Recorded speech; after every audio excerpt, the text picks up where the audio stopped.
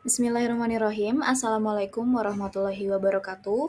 Perkenalkan, saya Amalia Safitri, NIM 21102040015 dari Hukum Ekonomi Syariah. Pada video kali ini, saya akan menyampaikan suatu kasus tentang sengketa tanah wakaf di Banyuwangi untuk ujian akhir semester Hukum Zakat dan Wakaf di Indonesia.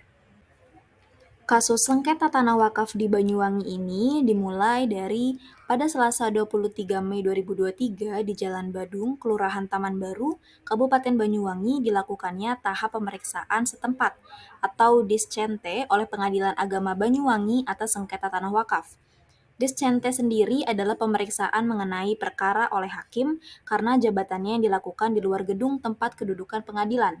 Dengan datang ke lokasi, hakim melihat sendiri, memperoleh gambaran atau keterangan yang memberi kepastian tentang peristiwa-peristiwa yang menjadi sengketa.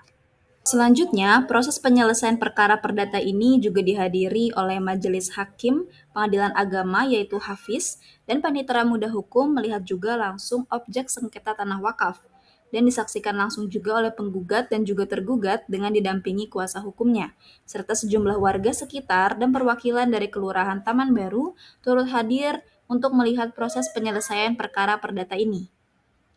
Dan pihak penggugat pada kasus ini ialah Visi Nurnindia, yaitu nadhir atau penerima wakaf atas tanah dengan luas sekitar 4.500 meter persegi dari seluruh tanah seluas 25.000 meter persegi atas nama Juwariyah bin Haji Jailani,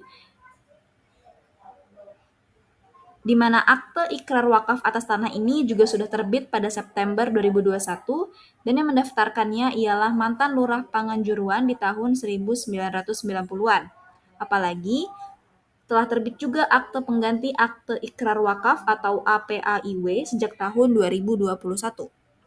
Vici juga menjelaskan karena tanah ini ialah fasilitas umum yang harus dilindungi bersama dan juga sudah bertahun-tahun tanah wakaf ini pada SPPT di Bapenda Banyuwangi, wajib pajaknya sudah terdaftar atas nama panitia makam dan fasilitas umum sehingga pajaknya Rp0.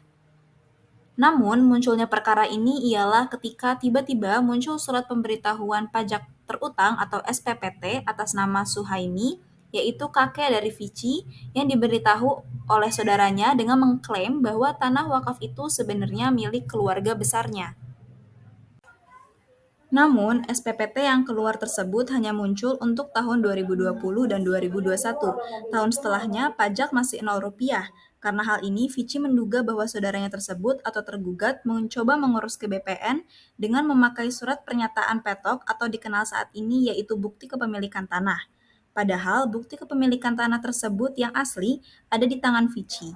Apalagi Vici yang mengetahui batas-batas tanah tersebut, di mana batas tanah tersebut dimulai dari Kafe Tamulang ke arah barat sampai Jalan Jenggala seluas 16.000 meter persegi. Sedangkan tanah wakaf yang menjadi objek sengketa berada di timur Kafe Tamulang. Wakil Ketua Badan Wakaf Banyuwangi juga turut menyaksikan jalannya sidang PS oleh Pengadilan Agama Banyuwangi yaitu Mustain Hakim.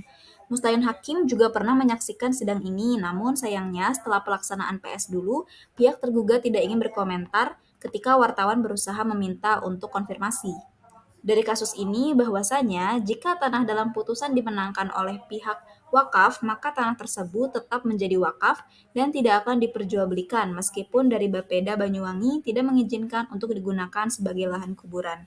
Maka akan tetap menjadi dibuat fasilitas umum, pusat kegiatan umat Islam seperti masjid dan lainnya karena memang tujuan dari tanah wakaf ini yaitu untuk umum dan harus dilindungi bersama.